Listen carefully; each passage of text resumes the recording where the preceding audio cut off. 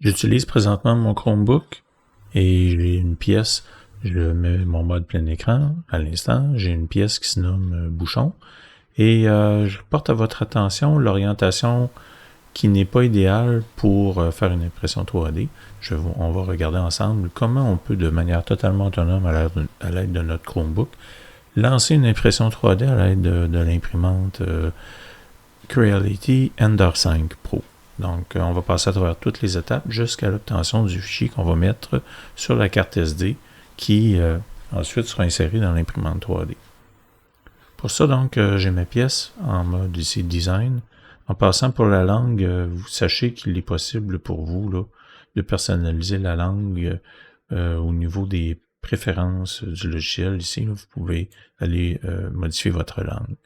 Donc, Design, on passe à manufacture, puisqu'on veut fabriquer la pièce.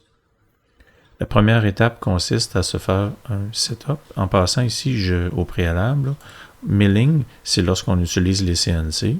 Nous, dans le cas d'une impression 3D, donc c'est additif. Et on va cliquer ensuite sur Setup. Donc, ici, on est invité à choisir la machine dans un premier temps. Donc, on va dire OK. Ici, comme ça.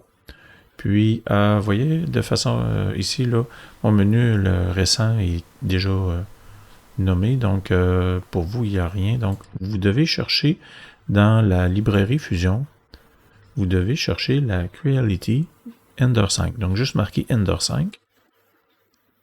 Puis, vous allez trouver la Pro, qui est l'appareil que vous possédez. Donc, vous faites Select.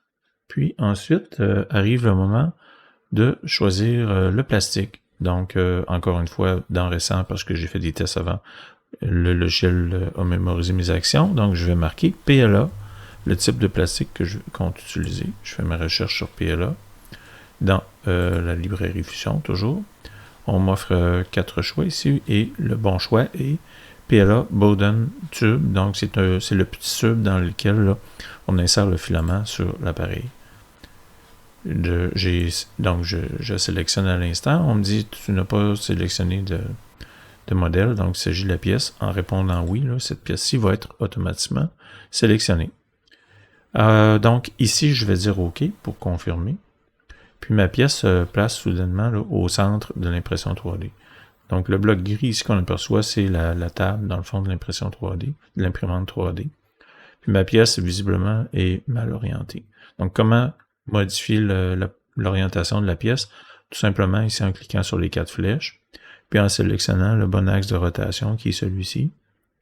Par exemple, ici, si je la tourne à 90 degrés comme ça, puis que je confirme, je vais retrouver ma pièce bien orientée, mais cette fois-ci, là, on le voit, elle n'est pas appuyée sur la table, donc il y a ici un petit bouton pour la placer sur la table. Je clique OK. Puis ma pièce est bien positionnée. Vous voulez voir si ça fonctionne bien, donc évidemment, vous allez devoir trouver le bouton dans le menu. Donc c'est la simulation.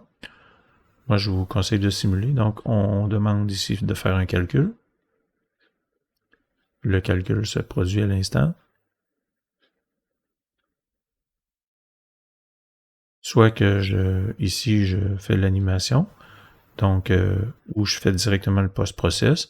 Donc, faisons l'animation, revenons ici au départ, appuyons sur la touche Play, puis examinons quelles sont les opérations de l'appareil. Donc, on voit ici, on ne voit pas la buse, mais on voit l'effet du passage de la buse là, qui dépose le filament. Donc, c'est comme ça que vous pouvez voir que votre pièce se fera correctement. Puis, pour terminer, vous cliquez sur Post-Process. Et puis, au moment de cliquer là, vous devez nommer le nom du fichier. Puis, sélectionnez l'endroit. Vous voyez, là, l'appareil est bien choisi. Puis, l'endroit où sera stocké votre fichier, c'est l'endroit, dans le fond, que vous allez sélectionner, qui sera la carte SD insérée dans votre Chromebook. Et de cette façon, vous pourrez vous diriger ensuite vers l'imprimante 3D pour fabriquer votre pièce. C'est comme ça, donc, que les choses fonctionnent. Pour les habitués, vous allez vous dire, oui, mais les réglages, où sont-ils? Sachez que dans le setup, on voit au niveau du choix du filament, normalement ici, je devrais être capable d'y retourner. lorsqu'on analyse tout ça, on a pour le type de filament PLA tous les paramètres connus, là. Donc le nombre de périmètre, le infill, le pourcentage infill. Donc toutes les informations sont cachées ici. Alors bonne impression 3D.